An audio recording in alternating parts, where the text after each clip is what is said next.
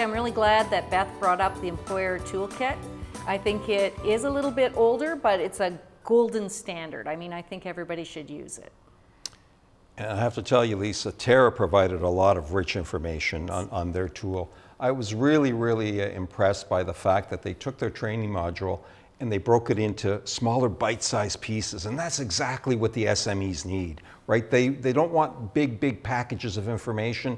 They don't have a lot of time, so to give them bite-sized pieces where they can access the information they need right away is exceptional. I agree.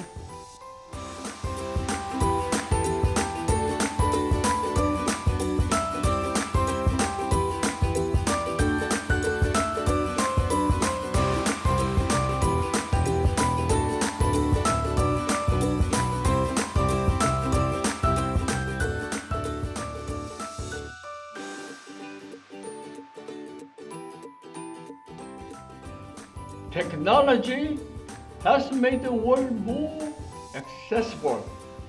Anyone in the world can do any kind of job. Thanks to the ever-evolving world of technology, anything can be achieved. The world truly is right at our fingertips.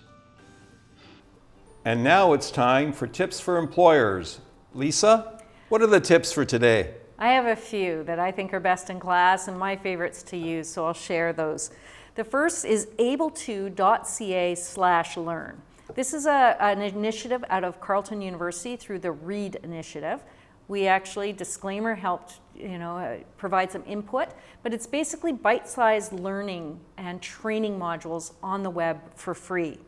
I also think the Conference Board of Canada's Employer Toolkit is just standard. It gives you templates, it's easy to understand and very clear.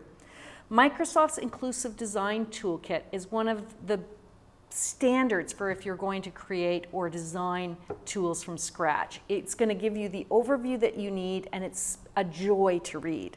And finally, the Job Accommodation Network's searchable online accommodation resource. So if you just Google JAN, J-A-N, then S.O.A.R., you'll be able to look up suitable accommodations based on functionality, the type of disability, or even environment. Lisa, and we can't forget the hiring roadmap on the Discoverability Network. That's true, And you Louie. get there by going to what website? www.discoverability.network. And now it's time for the last word.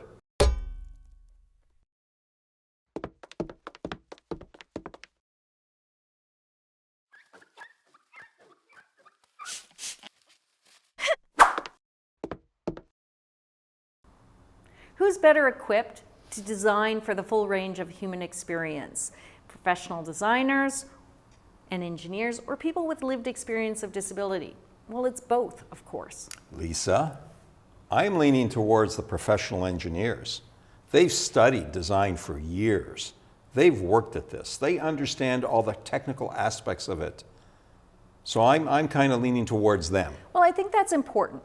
So I do think you need to have the knowledge to be able to construct something that's usable, something that's efficient, something that works for people. But we want to move beyond that usability idea. We want it to make it accessible. So you need to go to the experts in accessibility, which are people with disabilities who are experiencing the barriers to access. But the professional designers, Lisa, they are industry experts, right?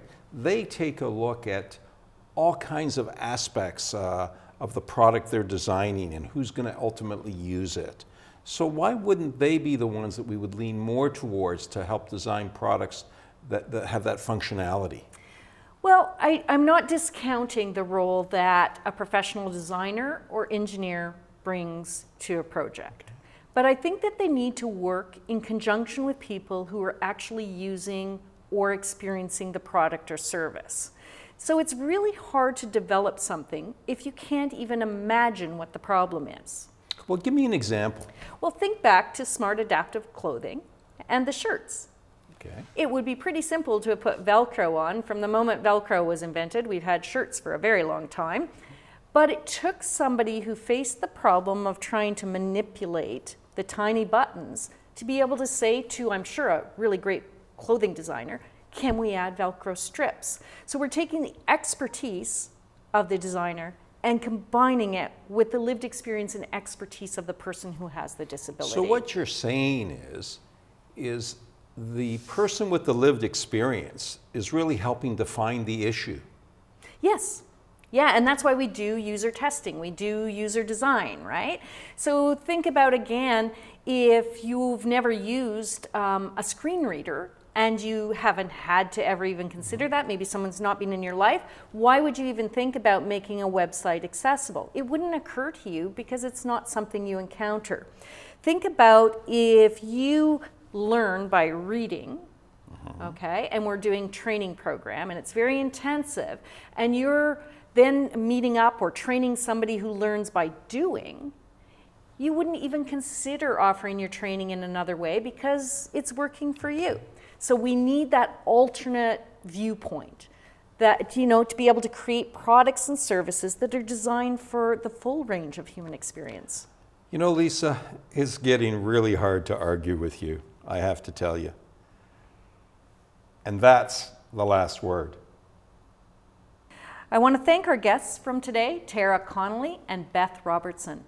And I'd like to thank the Government of Ontario, whose generous support has made this program possible. Thanks to everyone for watching, and remember to follow us on social media. We'll be sharing some of these tools. You can find us on @HigherAbilityNow on Twitter and Facebook. You can go to our LinkedIn page, Discoverability Network. You can find our YouTube channel, Discoverability Network or the OCC, and follow us Honest Conversations on Eventbrite. Thanks. Thank you so much, Lisa.